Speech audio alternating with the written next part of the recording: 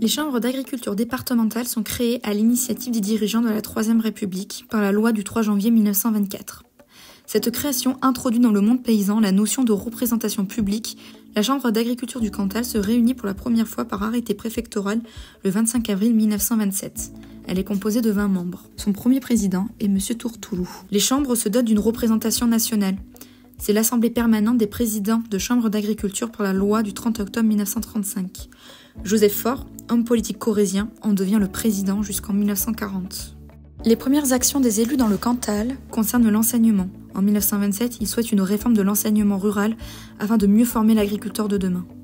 De nouvelles notions y seront abordées, comme la législation rurale, l'agronomie ou encore l'économie domestique. Les membres de la Chambre d'agriculture déclarent « Il faut apprendre à l'enfant à aimer la terre au lieu de l'en détacher ». Concernant l'enseignement des jeunes filles, afin qu'elles deviennent de bonnes ménagères modernes, la Chambre d'agriculture du Cantal demande l'ouverture d'une seconde école ménagère ambulante. Face aux nombreux départs des jeunes désirant rejoindre la ville pour y trouver une vie meilleure, les élus demandent l'électrification dans les campagnes et la mise en état des chemins ruraux. Pour eux, pour retenir la jeunesse à la campagne, il faut qu'ils puissent faire du sport, se rendre facilement à la ville durant les courts moments de loisirs dont ils disposent. Dès 1928, les élus de la Chambre d'agriculture définissent les outils indispensables aux agriculteurs, tels que le contrat de travail, la comptabilité ou encore l'ouverture d'un compte de dépôt au Crédit Agricole.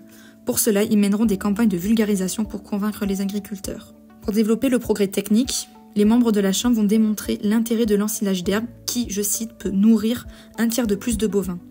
Ils cherchent des solutions avec les pouvoirs publics pour éradiquer la fièvre afteuse et les problèmes de mamie qui font rage ces années-là, et ils organisent une campagne pour améliorer la fabrication de fromage. Hisser la race salaire au niveau national, c'est l'un des objectifs de la Chambre d'agriculture dès 1927, avec la création d'un syndicat de l'élevage afin de faire la promotion de la race salaire et d'une caisse spéciale destinée à subventionner les propriétaires d'animaux d'élite pour leur permettre de prendre part aux grands concours.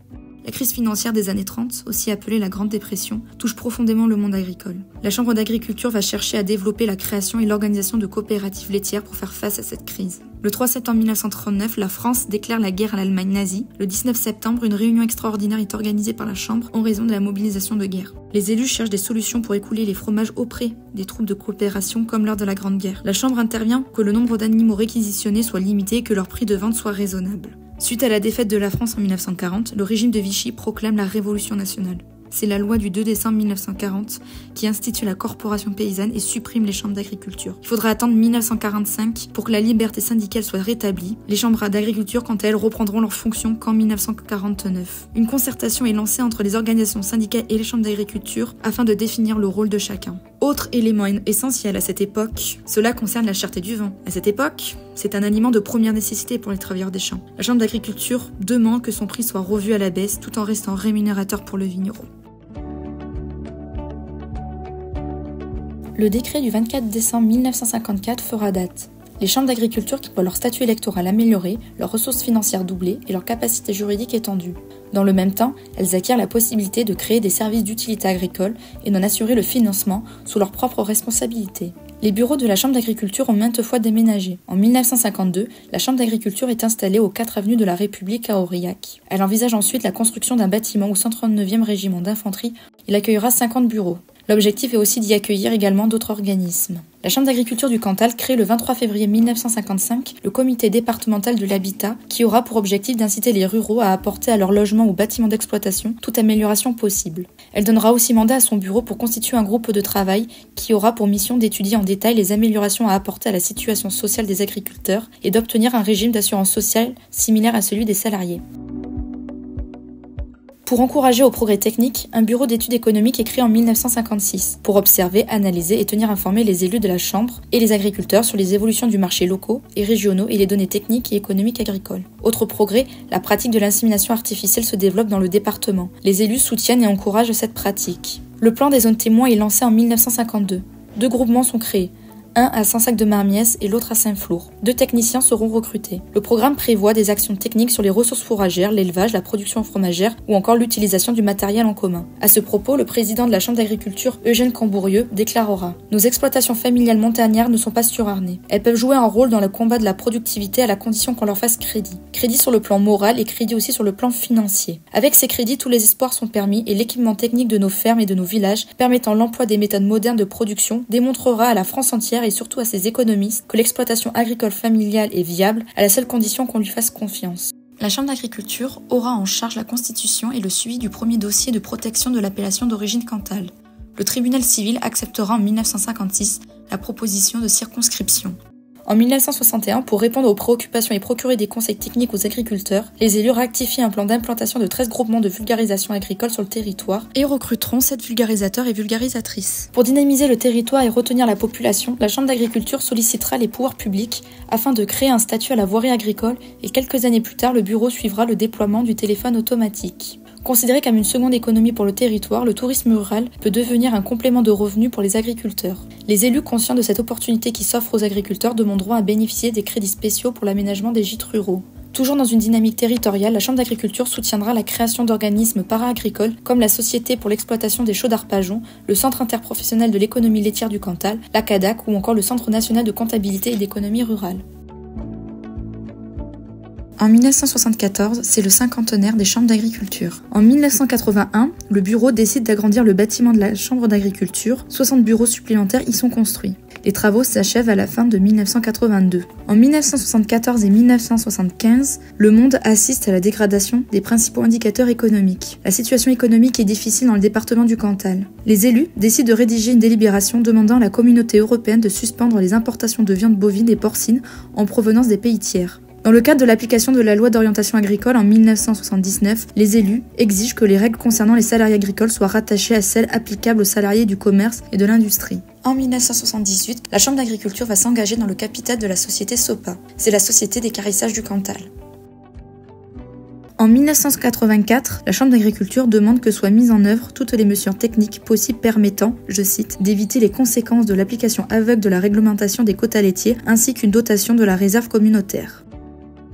Les problèmes relatifs à l'aménagement du territoire se font de plus en plus complexes. Les élus de la Chambre d'agriculture décident de mettre en place une commission extra-consulaire de l'aménagement. La commission se réunit pour la première fois le 14 avril 1978. Le support administratif et technique est assuré par le service juridique de la Chambre. Autre événement visant à l'aménagement du territoire, c'est la loi relative au développement et à la protection de la montagne, qui est publiée dans le journal officiel le 10 janvier 1985. La Chambre entre en relation avec les principales organisations professionnelles agricoles du département et transmet une dizaine de fiches présentant des actions éligibles au FIAM. L'Office de la viande est créé en 1971. La Chambre reconnaît la nécessité d'une organisation du marché de la viande et demande qu'un système de soutien du marché des jeunes bovins soit confié à cet office. En 1978, face aux lacunes du système d'identification des bovins, la Chambre d'agriculture met en place un système d'identification tel que le prévoit le décret du 23 mars 1968. La bruxellose devient le problème numéro 1 en 1976. Les membres de la Chambre d'agriculture exigent que le plan de lutte prévu soit appliqué pour tous les éleveurs afin de disposer d'un cheptel sain pour produire mieux et plus. Une opération paille est organisée par les services de la Chambre suite à la sécheresse de 1976. Les agents de la Chambre sont mobilisés pour répondre aux demandes d'appui technique pour les cultures, réaliser des bilans fourragers ou encore des plans alimentaires hivernaux. En 1981 a lieu une importante invasion de campagnols terrestres. Une lutte collective est entreprise par les groupements de défense. Les agriculteurs se sont regroupés en une fédération départementale. Les techniciens de la Chambre sont mobilisés pour trouver des solutions pour remédier à ce fléau. À plusieurs reprises, les élus de la Chambre interviennent et alertent les pouvoirs publics sur l'avenir et la modification de la politique agricole commune. Je cite, « L'alignement sur le marché mondial ne peut être un objectif. L'Europe doit affirmer son propre modèle de développement agricole fondé sur un équilibre homme-produit-territoire. » En 2000, la Chambre demande que la PAC réoriente ses soutiens vers les systèmes extensifs et herbagés qui correspondent plus que jamais à la demande des consommateurs. Le 19 octobre 1990, la Chambre d'agriculture rassemble 450 éleveurs dans le cadre d'une journée technique, la Salaire, une race pour demain, afin de les sensibiliser et de les convaincre des atouts dont elles disposent. Pour les élus, ce projet doit s'inscrire dans une véritable politique d'aménagement du territoire. Dans les années 90, les élevages des pays d'Europe sont frappés par la maladie dite maladie de la vache folle. Face à cette situation délicate dans laquelle se trouve le monde agricole, les élus de la Chambre demandent aux représentants des éleveurs d'engager une procédure pour dégager la responsabilité des éleveurs dans cette affaire, tout en rappelant qu'ils en sont les victimes. Je cite, « Nous allons vivre une évolution brutale des habitudes alimentaires qui va induire de nouveaux systèmes de production. Dans cette orientation, la Chambre d'agriculture a écrit au ministre pour demander l'interdiction totale de farine animale dans tous les aliments, quelle que soit l'espèce. » Dès les années 90, la Chambre d'agriculture met en place et développe des démarches de qualité